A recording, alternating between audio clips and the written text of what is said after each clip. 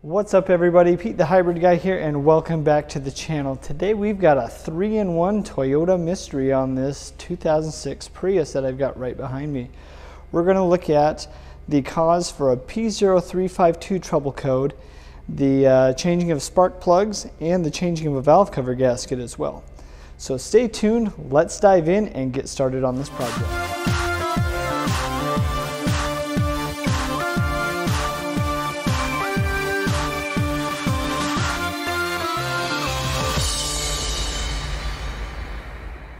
Before we get into the actual repair, I want to give you some background on what my customer has going on with her Prius. She called me the other day and said, I've got a trouble code on my car seems to be running rough. Can you please take a look at it and see what you can find? Absolutely happy to help a fellow Prius owner. And what I did is had her bring the car out to me, drop it off here so I could take a look. When I hooked up my scan tool initially, I found a P0352 code. Now what that code means is usually there's a malfunction in the coil pack itself. But that isn't always the case, just changing out the coil pack and moving on. What I found was something a little bit deeper. And so in the video today, we're actually going to be covering 3 different repairs. The first repair is diagnosing the problem. So we're going to pull a coil pack out and look and see what I've actually found on that coil pack and why it was causing that P0352. Also, we're going to take a look at the spark plugs and the valve cover gasket because they are culprits in this mess. So first thing I want to do is go over what we're going to be replacing today and why, and then we'll dive into the repair of getting all these things removed and get the new parts installed and get this Prius back out on the road. P0352 trouble code, that means we have a coil pack on cylinder number 2 that is giving us some issues. Now, I've already pulled the coil pack out and I took a look at the coil pack itself, which had been changed. It was not an OEM coil pack. Now, aftermarket coil packs that you buy from O'Reilly's or AutoZone or wherever you get your coil packs aren't always the best quality, so sometimes they can fail. But what I noticed on the tip of this coil pack was there was oil on the boot. The other thing that I noticed is when I pulled out the spark plug, it was not an OEM Denso or NGK spark plug. Now, for those of you watching out there who are saying, well, spark plugs is spark plug, I beg to differ. When it comes to internal resistance on the spark plugs, the reason that I stick with NGK or Denso plugs is because from plug to plug, the resistance from each plug varies very little or not at all. Now, the Autolite plugs that I found in this vehicle, the resistance from plug to plug varies greatly. And that can wreak havoc on a car that it has, a very low tolerance for engine misfires. So what we're going to be doing today is we're going to be replacing all the spark plugs with our Iridium Long Life and Denso OE plugs. We're also going to be fixing the root cause of this issue with a new valve cover gasket and the spark plug tube seals, which are leaking. I do have some gasket maker here, which I will show you where to strategically use this to make sure we have no leaks when we're done. And of course, I've got my handy torque wrench to make sure that we tighten our spark plugs down to OEM specifications. I want to ensure that my customer gets back out on the road with a car that's going to function as if it came right off the assembly line. So let's dive in and get started. Now, in order to replace the spark plugs, the valve cover gasket, we're going to have to remove quite a few things out of the way. I, for ease, am going to be taking and moving the relay box, the air intake box, and some of these other components out of the way so I can access all of the bolts around the spark plugs and also the valve cover itself. So if you're having any issue with diving in and getting to some of these bolts, I highly recommend taking a moment, slow the video down, and seeing what I do to work through each of these steps individually. I'll do my best to kind of keep myself out of the way so you can get full access right here to see what I'm doing. But if you do have any questions, make sure to drop them in the comments and I'd be happy to answer any questions you may have regarding this repair procedure.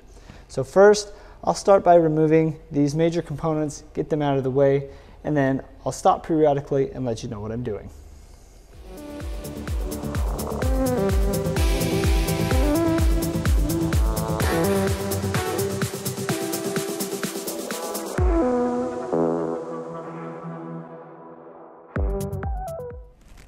Okay, at this point, I've got a lot of the hardware out of the way, and I'm struggling with this coil pack right here. There we go. It just popped loose.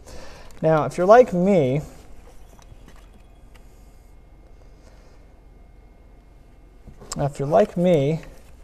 and sometimes you have a hard time getting these clips off, you can take a pick and gently lift up right here on the tab. And I'll do my best to zoom in on that so you can see. But you don't want to pull up too hard, because then you can break the clip, and then you'll end up having to need to change this entire plug out, which you can get on Amazon for pretty cheap. But I like to make sure that when I do this job, it's a nice cool engine, even though it's really hot today, because that'll make the clips less likely to break. But they are brittle when they get up there in age, so just be careful. So once I get this out, we'll inspect all the coils here, and then we'll take a look at what we've got to do for the spark plugs. Okay, now I went ahead and I pulled out all the coil packs and their corresponding spark plugs. And what I want to do is show you why I believe that the problem isn't a coil, but it's indeed just a leaking valve cover gasket. Now, this is cylinder number 4. You can see the boot on here is completely dry. You can even see the dielectric grease in there on the plug and on the boot. Everything, there's pretty much no oil coating on this whatsoever. But when we go to plug number 3, the boot itself really doesn't have any oil coating on it, but if you look at the plug, you can see that there's been oil leaking onto this plug. And what this can do is it can cause the coil to react erratically and cause it to short, so to speak, in very simple terms, right? Now, the one that we were having trouble with, I wiped this off the other day, and you can see oil's already back on it. I had swapped this coil with this coil, and this was number 1 that was not having a problem. But I want you to, if you can see, there's actually a difference in color. Even wiping this off, there's a difference in color between this coil shaft and this coil shaft, which means that we've been having issues with this particular coil. And my professional opinion is that we've been having oil leak onto these spark plugs because of a leaky valve cover gasket getting down in there and causing and wreaking havoc on these coils. So really what we need to do here is first get rid of these auto light plugs, because they are not, from what I told you earlier, I don't like the resistance that they have in the plugs. They usually vary greatly from plug to plug. We're going to replace those with the OEM Denzos, and then we're going to replace the valve cover gasket to help stop this leaking. And then we'll put these coils back in there and get this lady back on down the road. Now, real quick, the other reason that I want to do a valve cover gasket, if you look, sorry about that. If you look at the valve cover gasket itself, we can see that there's been little bits of oil leakage from time to time, and we've got some oil that's just kind of leaking out everywhere else. So I want to get that all cleaned up as well, so we can get this car back out on the road and functioning just fine. You know, my customer told me she's got some road trips she wants to do this summer in the Prius, and we want to make sure that it's running top notch for her, that she has no problems driving down the road. So we're going to dive in, get that valve cover off, we'll inspect it, and I'll give you some more tips and tricks on how to install this so it doesn't leak when we go back together.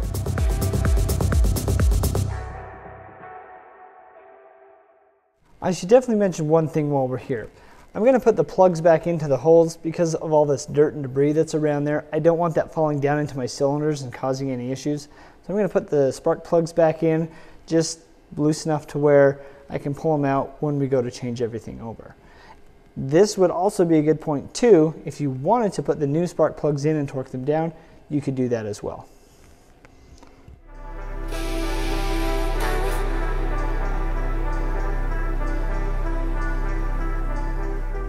Okay, so there's 1, 2, 3, 4, 5, 6, 7, 8, 9, and a nut that you've got to remove. The ones over here and here are particularly hard. You have to manipulate the harness a bit, but once you've got everything out, realistically, let's find a good spot to pry up on this.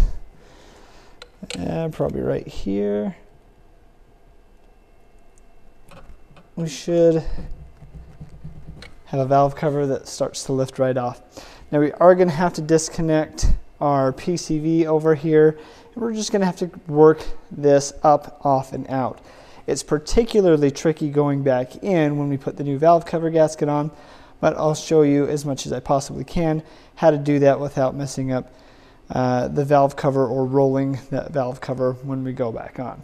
So in the meantime, I'm going to pull this off, and we'll get this out on the bench and take a look.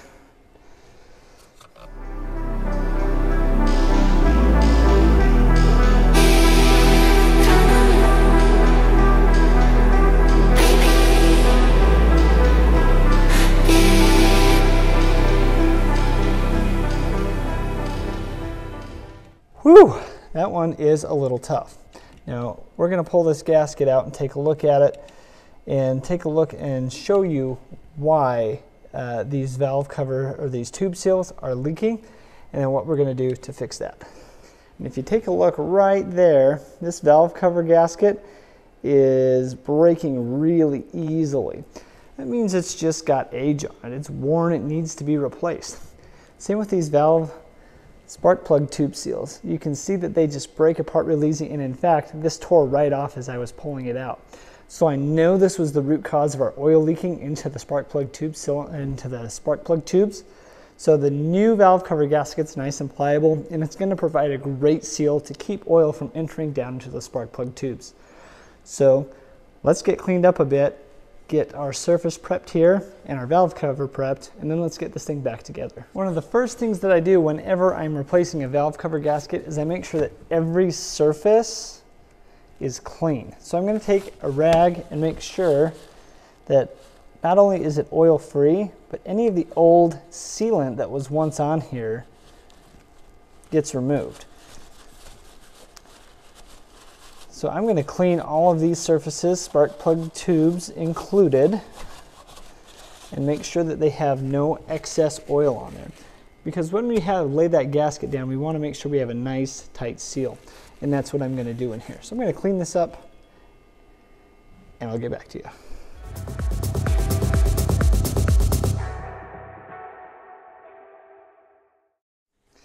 So again, just in here cleaning all the surfaces, moving my wires around and making sure that I get every possible surface clean. Okay, so next step, what I do is I make sure that I take a screwdriver or a pick and I run through all the little channels in my valve cover itself. Now this particular valve cover is really not that oily.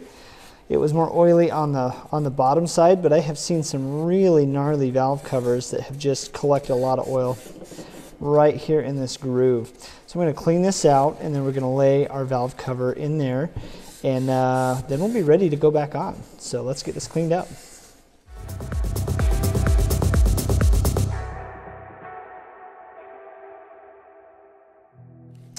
All right, now once I've got all my surfaces in here spick and span, nice and tidy, it's time to put our valve cover gasket on. Now, luckily for us, this is all one unit, and all we're going to do is line up where this needs to go.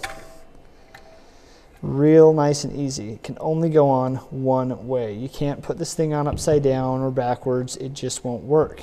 Although I'm sure some people have tried. But it just goes in, and you can tell this gasket is nice and pliable. No breaking when I bend it. So we know that we're going to get a great seal once this job is all done. No more leaking oil down into the spark plug tubes. We're going to be doing a nice clean repair here. Okay, got all these lined up.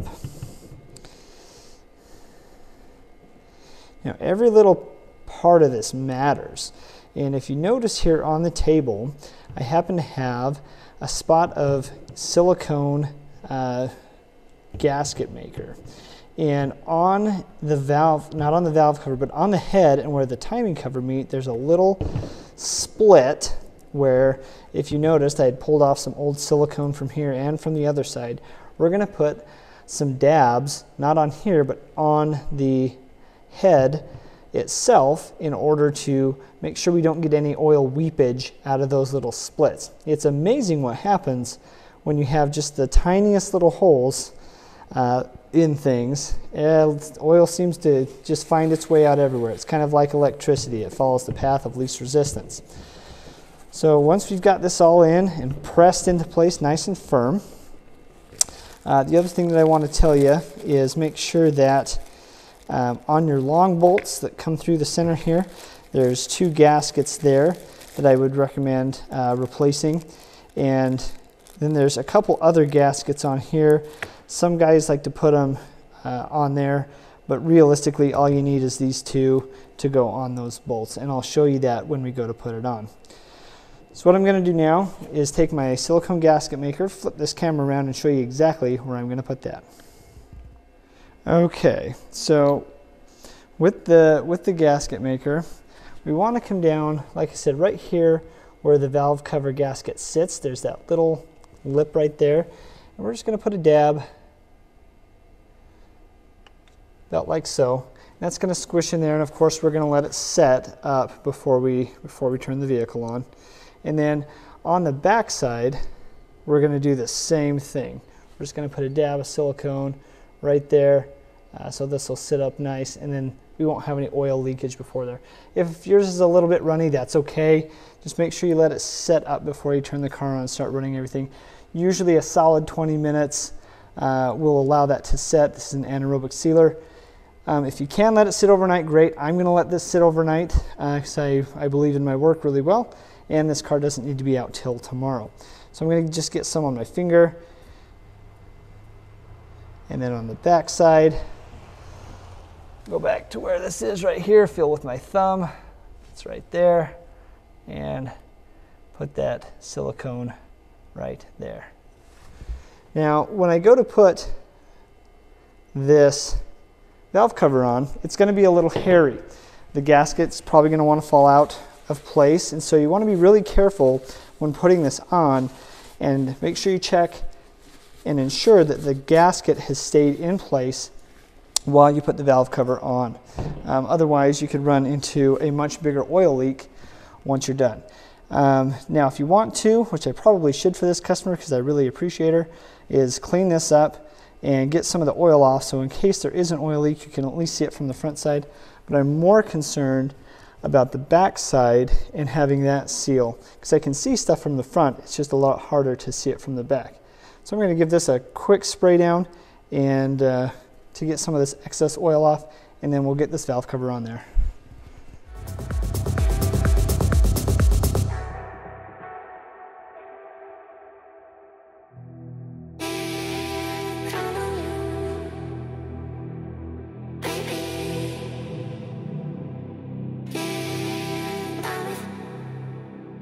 Now, if you saw me struggle there for a minute, it's because, like I said, that gasket can really play some tricks on you. So on the back side, it fell out there. I'm going to get a mirror and a flashlight and take a look under there to make sure everything's tucked in. But everything feels good. And then I'm also going to stick my finger down in here to make sure that all these tube seals are also right where they need to be. So I'm going to check that, and then we'll get this thing wrapped up. And my light, and I'm just checking to make sure that I can see that valve cover gasket right along the spots that it needs to be. So it's not rolled in there, it's sitting right where it needs to. Everything's looking really good there. And yeah, okay. So I'm feeling good about it. I'm going to double, triple check because I really don't want to do this again. One time is enough for me. I'm going to check every spot that I possibly can to make sure that my valve cover is in the right spot. Of course, I can take a look right here in the front and see that seal sitting around everywhere. I'm going to look in those spark plug holes as well.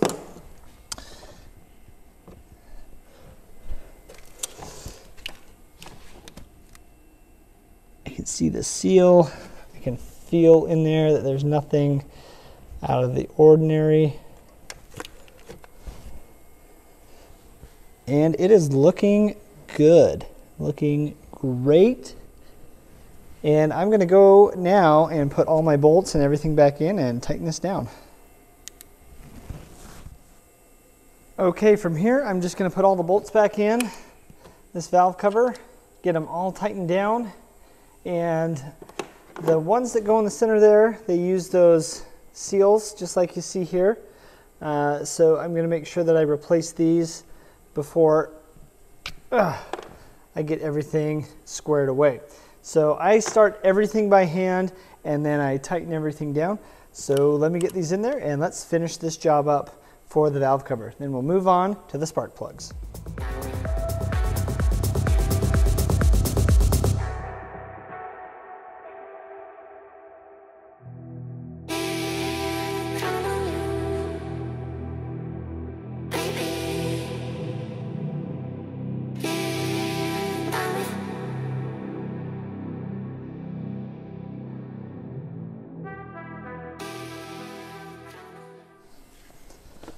Okay, now that the valve cover is back on, I've checked everything. I went around with my flashlight and my mirror again to check. Everything seems to be in place. I'm going to rip out these spark plugs. Let's get the new ones in, and then we're going to torque them all down to 13 foot-pounds. I go just a little bit more. I go about 13 to 16, give myself a little wiggle room there, and then we'll put all this back together and call it a day.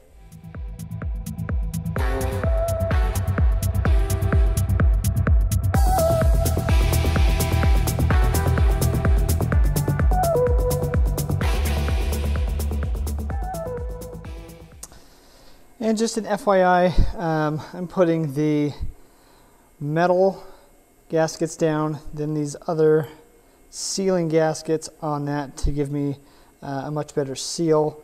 And if you look at these here, you can actually tell that these have been, the rubber's been smashed into this metal grommet. So that is actually how those go when they go back down into the tops, the two spots on that valve cover gasket.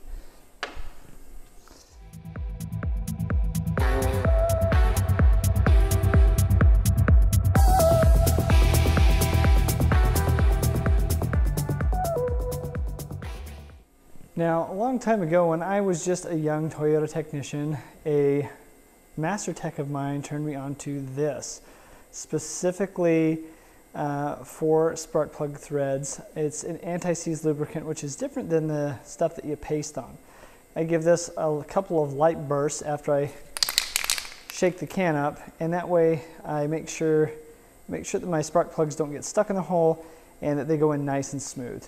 So I'll show you exactly how much I put on here. You can use this if you want to, you don't have to. I've always used it as a good rule of thumb, and it's been awesome to have and to use to make sure that my spark plugs don't get stuck for the next person that comes along to do that job.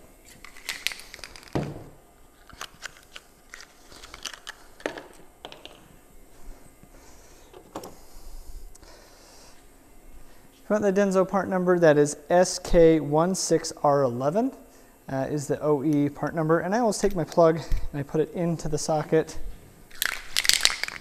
and then just a quick burst right on the threads. That's all you really need, and that can go right down in the hole.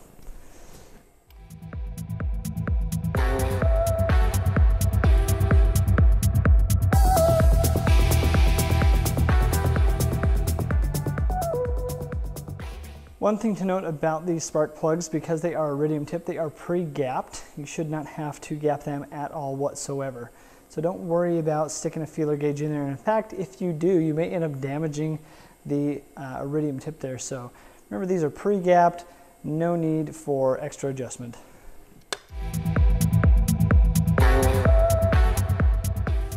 Now, I know factory spec on this is about 13. I usually give myself about 14 or 15 foot-pounds, and the reason I do that is these have a crush gasket on them. And so you're going to feel the spark plugs give a little bit, and then they're going to tighten. So I give myself that extra foot-pound to make sure that they're just snug enough in there, but not over tight.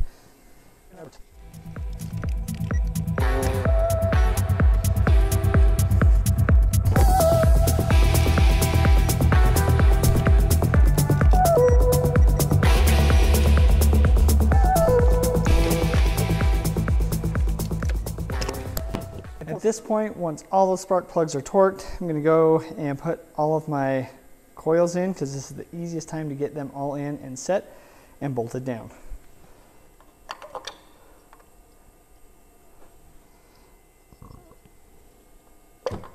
I should make mention, before I put these in, I'm going to put just a dab of dielectric grease in there to help them fit over there nice and easily, so we don't have any malfunctioning between the tip of the plug and the boot. So what I do is just take a bit, put it right there in the end of the tube, like so. And then I will take my finger or a pick and just kind of rub that around in the boot. It'd be better if I had a flat pick. Probably should we're just trying to give it a little bit of lubrication so it doesn't bind up on the spark plug. That's all. You don't need a ton of it, just enough for it to slide over nice and easy. Ooh, that is much better, except it needs to go this way. There we go.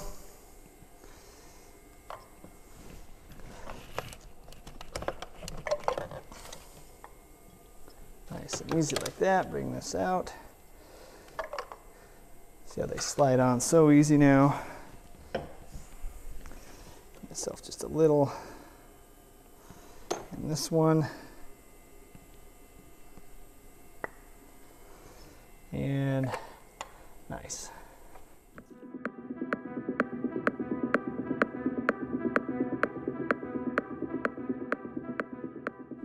All right, from this point, I'm just going to be putting everything back together, all the connectors, any covers, everything is going back together, and then this is going to be done.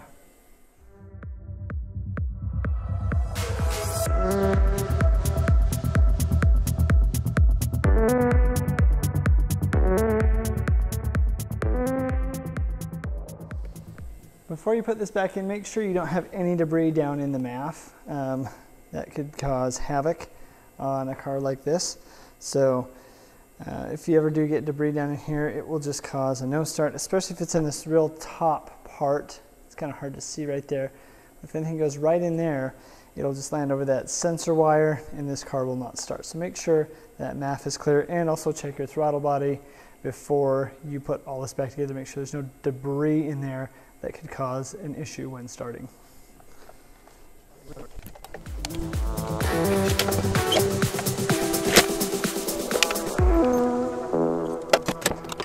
So there you have it. That is a spark plug replacement, a valve cover replacement, and this is solving the root cause for a P0352 error code for that coil pack. Now, if you do this and you still have a persistent P0351, P0352, 353, or 354, you more than likely have a coil pack that's just too far damaged.